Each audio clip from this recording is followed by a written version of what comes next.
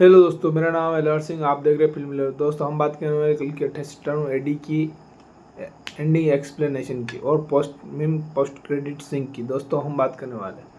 दोस्तों, कल की टेस्ट एडी तो आपने देख ही ली होगी थिएटर में। बहुत से लोगों ने देख ली, बहुत से नहीं देखी, तो आप देख सकते हैं उसको जाके थिएटर में। मैं जो स्पॉइलर बताने वाला हूँ उसके बाद अगर आप मूवी देखने जाएंगे तो स्पॉइलर बहुत ज़्यादा हो जाएगा, इसलिए आपको एक बार थिएटर में देखना चाहिए, फिर हमारा स्पॉइलर वीडियो देखना चाहिए। तो हमें एंडिंग की बात करें तो मूवी एंडिंग एक्सप्लेनेशन में ये होता है कि हमें प्रभास को जो भैरवास होता है, जो काल भैरव के रूप में, वहाँ उसका एक महाभारत से भी कोई कनेक्शन बताया। जो आपने मूवी और पोस्ट क्रेडिट सीन तो आपने देख ही लिया होगा, या तो आपने कहीं इंटरनेट पे पढ़ लिया होगा अब तक। तो हम बात करने वाले कर्ण की।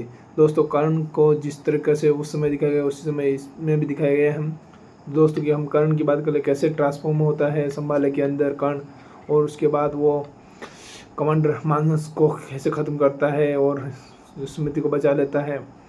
तो दोस्तों, इसके बाद हमें एक फ्लैशबैक दिखाया जाता है जिसमें कर्ण कैसे अश्वत्थामा को महाभारत के समय बचाता है, वैसे ही इसमें भी युग में भी बचाता है। तो दोस्तों, इससे हमें ये पता चलता है कि क्योंकि कर्ण इस युग में कैसे आया, तो इसका हमें भविष्य मालिका में भी बताया जाएगा। क्योंकि मैंने अभी तक इसी कुछ रूमर सुने नहीं थे कर्ण के बारे में, मेरे को भी इतना नहीं पता था, लेकिन नाग अश्विन ने दिखाया है तो उसका कुछ न कुछ कारण ही होगा। तो दोस्तों, हम एक तरह से हम देख सकते हैं कि अगर गांडीव अर्जुन के पास, गांडीव धनुधारी के पास अर्जुन के सामने अगर कोई युद्ध के लिए खड़ा हो सकता था तो वो कर्ण ही था। भले वो अधर्म के साथ था, लेकिन उसकी धनुष की बाण इतनी ताकत थी कि वो कृष्ण के बैठे हुए भी उस रथ को कितना पीछे खसका देता था। जो हमें फर्स्ट शुरुआत में ही के बाद कृष्ण भगवान का जो एंड अपन को कर्ण के दिखाया जाता है, अश्वत्थामा बताते हैं, उसमें दिखाया जाता है कैसे रक्षा के लिए वो अपने अश्वत्थामा की रक्षा के लिए अर्जुन के रथ को पीछे खिसका देता है।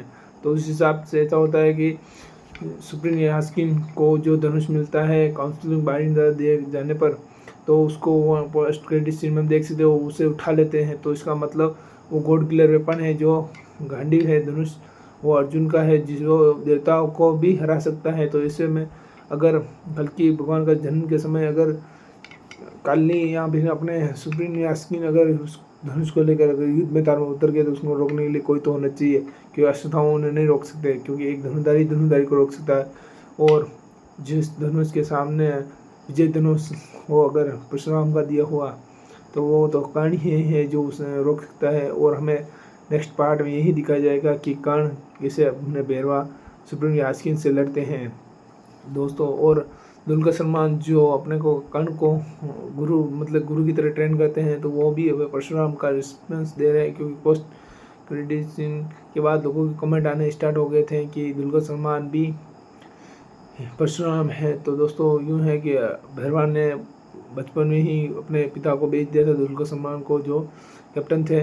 तो दोस्तों, ये भी हमें आगे जाके डिटेल में बताए तो पता चले। लेकिन अर्जुन का रोल हमें विजय देवरकोंडा का जो काफ़ी एक लगता भी है, एक बहुत बढ़िया लुक था। और भी बहुत से थे।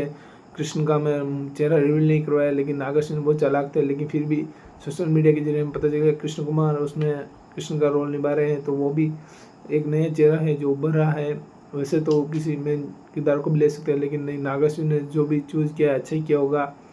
बाकी हम बात करते हैं एंडिंग में, जब स्मृति का जब लैब में एक्सपेरिमेंट होता है तब उनसे एक सीरम की बूंद मिल जाती है, जिससे सुप्रीम यास्किन यंग और हो जाते हैं, क्योंकि वो स्टेरॉइड की तरह यूज़ करते हैं। तो उससे उनके एक बूंद से उनका शरीर में जो डेवलपमेंट होता है, उसके बाद वहाँ खुद स्मृति को लेने के लिए जाते हैं, क्योंकि उनका हाविजी धनुष तक वो गांडीव को भी उठा लेते हैं। तो समझ सकते हैं हम उनके पास कितनी शक्ति हो। नेक्स्ट पार्ट में हमें दिखाया जाएगा जिसमें ऐसा बताया जा रहा है कि उसकी 60% तक शूटिंग हो चुकी है ऑलरेडी। तो दोस्तों, नागार्जुन ने बहुत आगे का सोच लिया है, क्योंकि वो सिनेमेटिक यूनिवर्स है, इसमें 8 पार्ट आएंगे बोल रहे हैं। तो उस हिसाब से सेकंड पार्ट की शूटिंग बहुत जल्द होगी। 2025 की एंडिंग तक वो मूवी आने की संभावना भी है।